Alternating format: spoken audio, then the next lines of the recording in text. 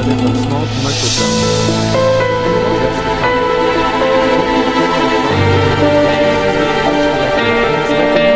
Consumer drones like mine.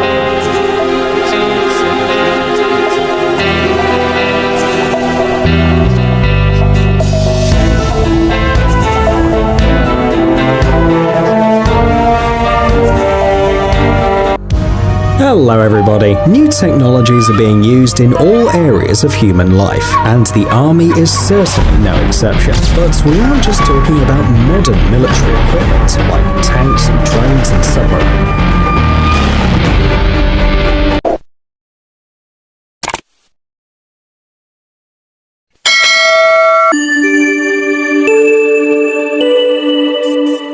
And I thought I had picked the best options and accessories. But there's one thing normal consumer drones like mine can't do: explode 7 children in Afghanistan. So today I thought I would add this feature to my drone. Now the idea of kinetic bombardment has always interested me, which is where you just take something up really, really high and then drop it. To accelerate it as much experimental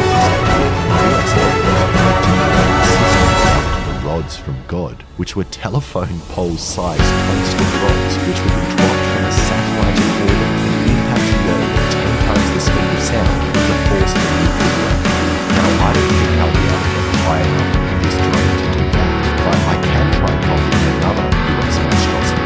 These things, called laser beams, which travel up to 500 miles per hour and can easily pass through people and penetrate 9 inches of concrete. But this is something that every man can do, so I'm not trying to kind of thing. Then if I accelerate the drone in one direction faster, the dart will just slide off. But that doesn't allow me to be down backward. Then I realized another way. Drones have the ability to turn on and off lights. And now, when I shine the light on the moth, this little servo motor opens and closes. Which is great, but I need it to be much smaller and lighter if I want it to fit on the drone. So I'm going to have to create my own circuit board and do some soldering, which I absolutely hate. Especially soldering circuit boards this small. The soldering wire never flows where I want it to, and then I always burn. I finally created this, a professional looking circuit board. Then I just stuffed all of it into this 3D printed cradle, which perfectly snuggles against this crack in the drone right here, which positions the light probe right in front of the drone's hole. And if I thought the little metal dart looked dodgy, this drone, with an unknown black box, duct tape and wires hanging off it, looks 1,000 times worse. And after a quick test turning the drone's light on and off, it works, and moves this little latch which will release the payload. So now before I throw a dart onto myself, I thought I would try dropping some harmless things first, like water balloons, and an anvil to test its accuracy. And I decided to take it up to 10 meters for the first drop. Okay. 3, 2, 1. As the car is only 20 meters from the house, so we decided to be safe and drop it from 1 meter high to see how it would behave. Oh, you got it. Bullseye. And then felt confident to go up to 50 meters.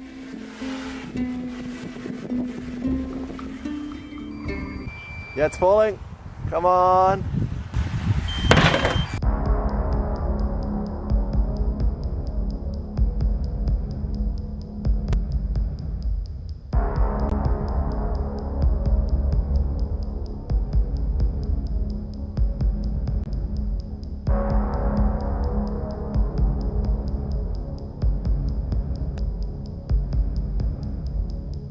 This is the moment a Ukrainian drone drops a bomb on Russian soldier hiding in a foxhole in the Bakhmut region of eastern Ukraine.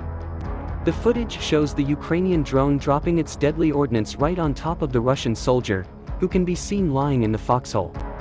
He scrambles out of the foxhole in a bid to avoid being hit by the drone bomb but appears to be injured, rolling onto his stomach as the footage ends.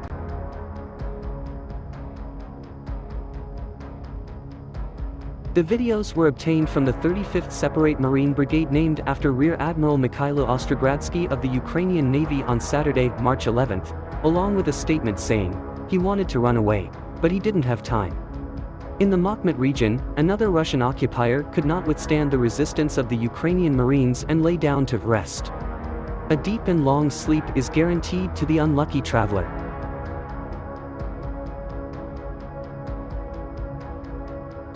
The internet is awash in videos claiming to show Russian and Ukrainian forces dropping shells and grenades on each other from small commercial drones.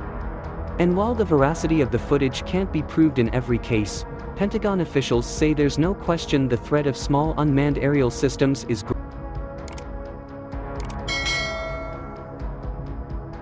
The Pentagon established the Joint Counter-Unmanned Aircraft Systems Office, or JCO, in 2019 to develop enduring solutions to address the problem.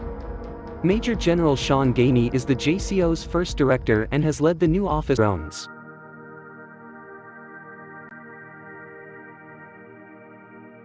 Defense News sat down with Gainey at the Pentagon on February 24 to talk about the JCO's progress and what comes next. This interview was edited for length and clarity. The Defense Department made a decision a few years ago to make the Army the executive agent to essentially frame this problem set, have a service lead and direct the effort with all of the services.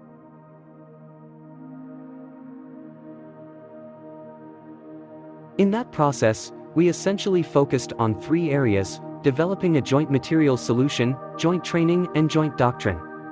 We want to ensure we are not just going after the material solution, but putting a framework around the material solution with training and doctrine so there is a holistic capability when fielding to the warfighter.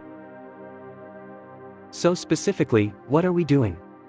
What we decided earlier is having a system of systems, layered approach, one capability that will defeat the range of threats that you will see with these unmanned systems out there, whether they're small quadcopters, or a large, one-way attack.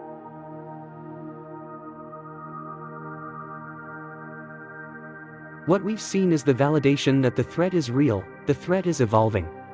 And we at the DoD are taking this seriously. What we're seeing in Ukraine really is a validation of what we're seeing inside of US Central Command's area of responsibility. And our methodology of how to get after this threat is a layered approach integrated in a common C2. The threat continues to grow, and you'll see a range of employment of that threat from large to small amounts, depending on where you are. I wouldn't say overhyped. Anytime you can saturate an operator with the capability is something you have to take seriously, and we're taking counter-swarm seriously. In one of our recent demonstrations, we demonstrated how to get after a swarm using a high-power microwave.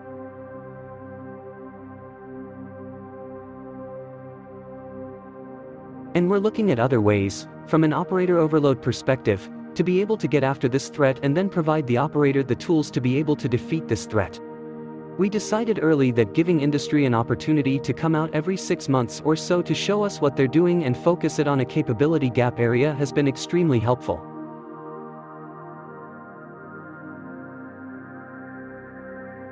If you look at the 3 demonstrations that we've executed to date, the first one was a dismounted handheld capability.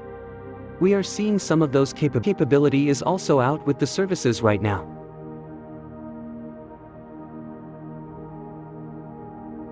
And I talked to you about the high-power microwave. In looking at the future threat of things like swarming, we found a high-power microwave capability that performed better than some of the other capabilities, and the Army purchased 4 prototypes after the demonstration that will eventually get into the Army system for us to. And our next demonstration is focused on Group 3 one-way attack.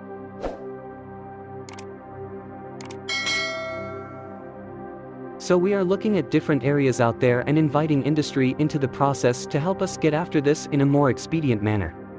One of the areas that I didn't highlight is that we did a demonstration on counter-UAS as a service. This involved taking another look at how to employ capability, not in your traditional acquisition manner, but pay industry as a service to employ the capability, to spiral that capability as necessary. We identified 5 industry partners that performed well and met the criteria we were looking for.